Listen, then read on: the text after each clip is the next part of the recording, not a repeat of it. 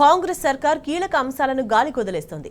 Tribunal విధించిన గడువు ముగిసినా ఇప్పటికీ ఎస్ఓసీ దాఖలు చేయకుండా నిర్లక్ష్యం వ్యవహరిస్తోంది. వచ్చే నెలలో వాదనలు ప్రారంభం కానున్నా అందుకు ఎలాంటి చర్యలు చేపట్టకపోవడంపై అనుమానాలు వ్యక్తమవుతున్నాయి.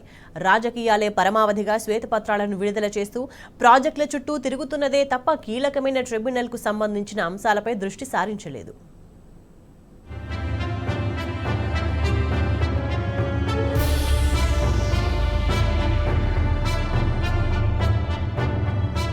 కృష్ణా జలాల్లో న్యాయమైన వాటాను సాధించే అంశంపై ప్రభుత్వానికి సోయి లేకుండా పోయింది.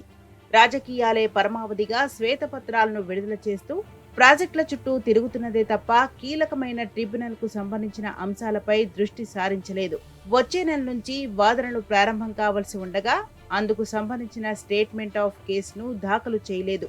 రేవంత్ సర్కార్ నుంచి ఎలాంటి స్పందన లేక ఇంటర్ స్టేట్ విభాగం అధికారులు ఏం చేయాలో తెలియని స్థితిలో కొట్టుమిట్టాడుతున్నారు. కరువు, వర్షపాతం లాంటి పరిస్థితులతో పాటు సాగుకు యోగ్యమైన భూములు, క్యాచ్మెంట్ ఏరియా విస్తీర్ణం తదితర అంశాల వారీగా ట్రిబ్యునళ్లు నదీ జలాల్లో వాటాలను కేటాయిస్తాయి. అందుకు విరుద్ధంగా కేవలం అప్పటికే వినియోగంలో ఉన్న కృష్ణా జలాలను మాత్రమే ఏపీ పునర్విభజన చట్టం 2014లోని సెక్షన్ 89 ప్రకారం ప్రాజెక్టుల వారీగా ఏపీ, తెలంగాణకు జలాలను కేటాయించాలని కేంద్ర ప్రభుత్వం గతంలో బ్రిజేష్ కుమార్ ట్రిబ్యునల్కు మార్గదర్శకాలను జారీ చేసింది. కానీ ఆ మార్గదర్శకాలతో తెలంగాణకు ఒరిగిందేమీ లేదని గత బీఆర్ఎస్ ప్రభుత్వం స్పష్టం చేసింది.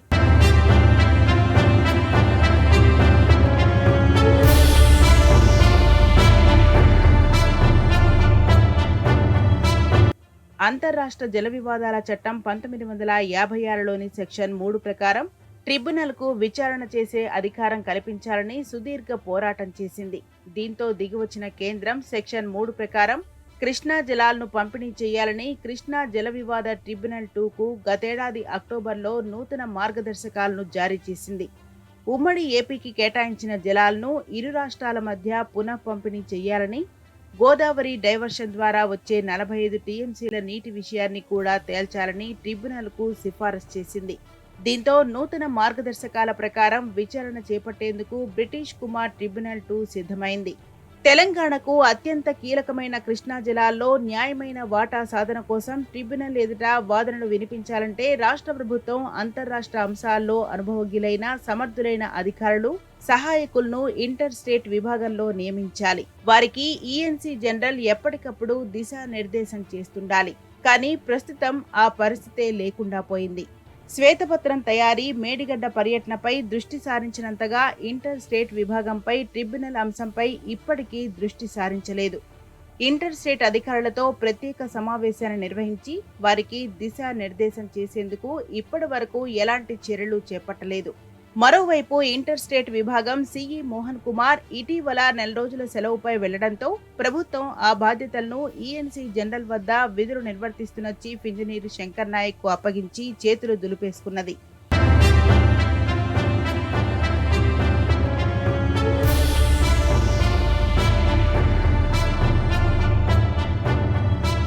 తెలంగాణ తరపున ట్రిబ్యునల్ ఎదుట బలమైన వాదనలను వినిపించేందుకు గత బీఆర్ఎస్ ప్రభుత్వం సీనియర్ న్యాయవాదులు వైద్యనాథన్, రవీందర్ రావు, నిఖిల్ స్వామి తదితరులను నియమించింది.